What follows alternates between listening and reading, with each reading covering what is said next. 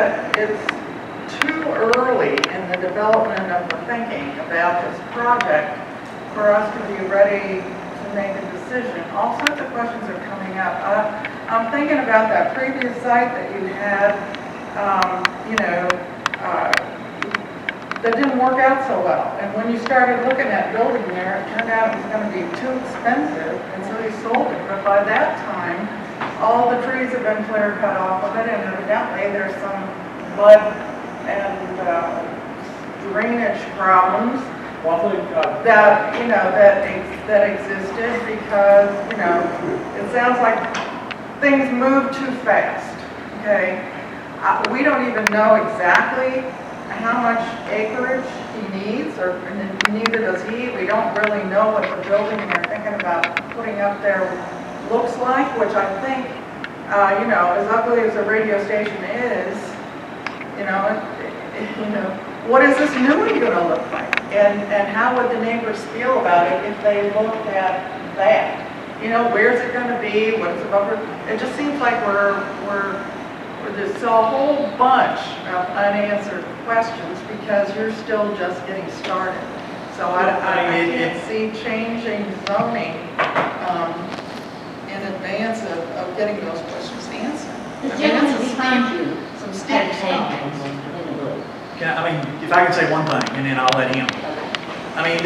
My opinion is the rezoning part has to be in the early stages, because I'm not going to buy a piece of property and then start all this stuff to where I can come have every single question or every single answer to every single question, and then for y'all to turn down our proposal, and then I'm stuck with 3 acres of property that I can't do anything with. So this has to be in the early stages. If I get approval from y'all, then yes, we are going to continue going on, and Ms. Burcham and then the town council will get all of our, the building site, the erosion site. We'll have answers for all of those, but right now I can't, because, like I said, this has to be in the early stages. But do you have estimates of what it would cost to get a retention pond if you needed one, and how much it would cost you to get an engineering study of that site? Because all of that costs money, and I'm not going to fork out all this money. But what I'm saying is, do you even have any kind of clue of how much it would cost typically for a site of that size in this kind of terrain to have an engineering study of that sort done on it? Maybe that would take your whole $100,000. I don't know. Just think about it. It's going to be more than 100,000.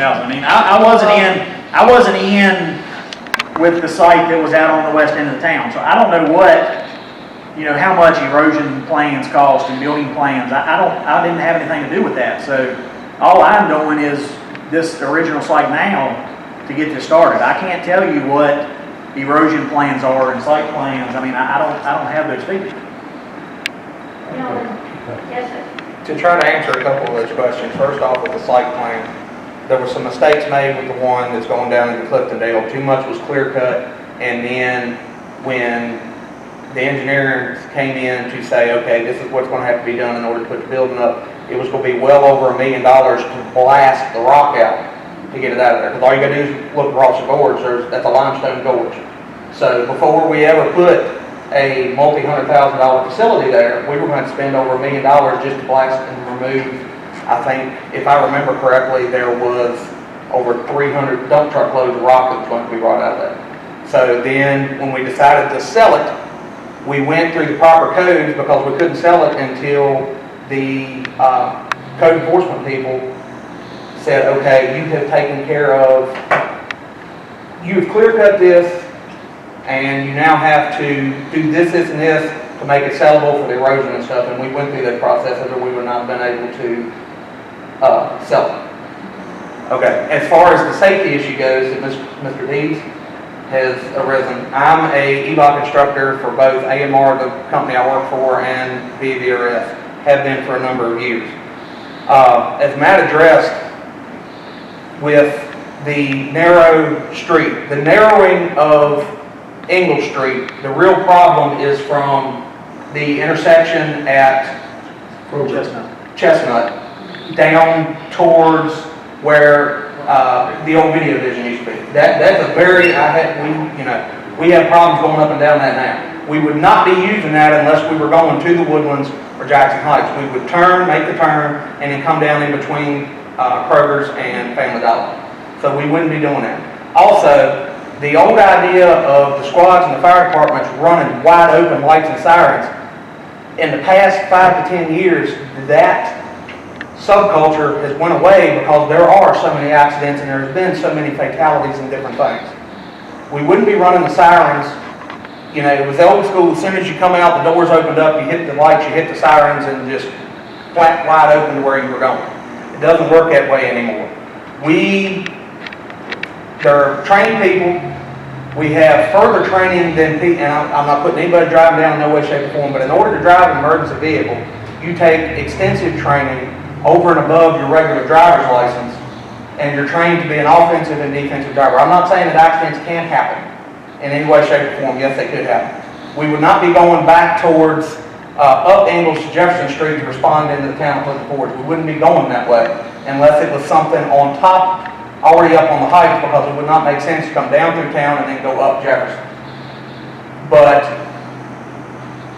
you know, it's a 25-mile-an-hour zone, unless it's critical, somebody, a cardiac case, a child or something like that, there are going to be times where we would be running faster than the speed limit, but nothing like it used to be. There is much more safety-minded in what we do, and this would not be something where we would pull out and take off. Also, to slightly address, as Matt said, he has it on his phone, we have a very, very minimalistic overview. And we learned from the last issue that we had with the last set of property, and we had the builders that are going to be building this come in and look at the property and say, you know, this is what's going to have to be done, this is what it's going to be available.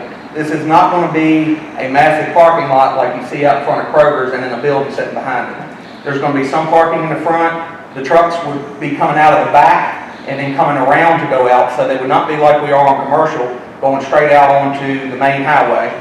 You've got open clearance both ways where you can see, and yes sir, there are the dips, and I understand that, but we've got enough to make for the turnout to those.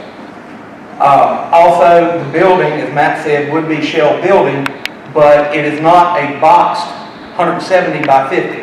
There's going to be some aesthetics to it. There's going to be possibly brick going up 4 to 5 feet. The windows and things, there's going to be landscaping in front. It's not just going to be a lake of asphalt and then a building.